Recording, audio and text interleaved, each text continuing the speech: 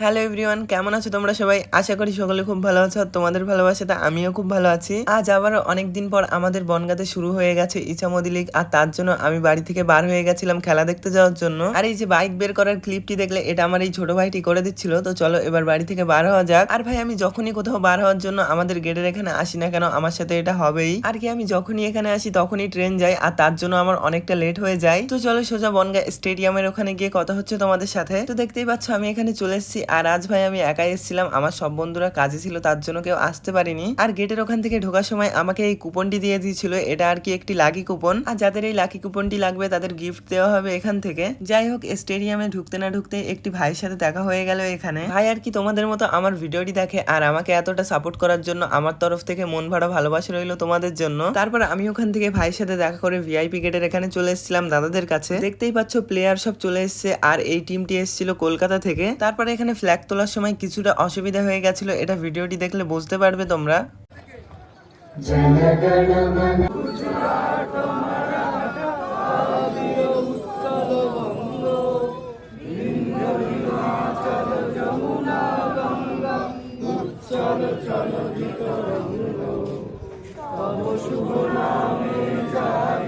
আর কি, যখন ফ্ল্যাগ তোলা হচ্ছিল তখন কারেন্ট চলে গেছিল, তার জন্য এমন হয়েছিল ওখানে। তো তোমরা দেখতেই পাচ্ছ দুটো দলই মাঠের মধ্যে নেমে গেছে, আর কিছুক্ষণের মধ্যেই খেলা শুরু হয়ে গেছিল। আর চারি সাইডে তো তোমরা দেখতেই পাচ্ছ কত লোক হয়েছিল সেদিন। আর কি, এটা প্রথম খেলা ছিল, আর কেউ জানে না, তার জন্য একটু কম লোক হয়েছিল। আর আমি দাদাদের সাথে এখানে বসে গ্যালারিতে খেলা দেখছিলাম, আর তার মধ্যে হাফ টাইম হয়ে গেছিল, আর দুটো টিমই গোল শূন্য অবস্থায় ছিল। আর প্রায় অনেকটা সময় পর আমাদের বনগাঁ টিম কলকাতার এগেনস্টে একটা গোল করে দিয়েছিল। দর্শক আছে, আরেকবার জোরে হাততালি হোক, উৎসাহিত হোক, জোরে হাততালি দিয়ে উৎসাহিত হোক।